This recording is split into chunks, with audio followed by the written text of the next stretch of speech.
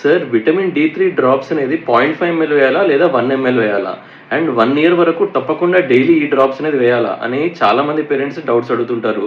So ఈ డి3 drops గురించి details మనం ఏదో తెలుసుకుందాం. Hi, I'm doctor Rahul, consultant paediatrician and neonatologist. Vitamin D three drops dose వచ్చేసి 400 ఇంటర్నేషనల్ యూనిట్స్ పర్ డే వేయాలి. సో కొన్ని దాంట్లలో 1 ఎంఎల్లో 400 ఉంటుంది అండ్ కొన్ని దాంట్లలో 1 ఎంఎల్లో 800 ఇంటర్నేషనల్ యూనిట్స్ ఉంటాయి. ఒకవేళ మనం 400ది వాడితే కనుక 1 ఎంఎల్ పర్ డే వేయాలి. అదే 800ది వాడితే కనుక 0.5 ఎంఎల్ పర్ డే వేయాలి.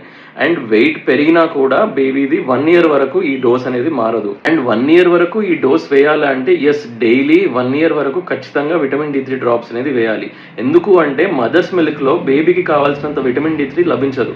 అండ్ ఈ విటమిన్ డి3 అనేది బేబీ యొక్క బోన్ గ్రోత్కి, బ్రెయిన్ డెవలప్మెంట్కి అండ్ ఆల్సో ఇమ్యూనిటీకి చాలా అవసరం.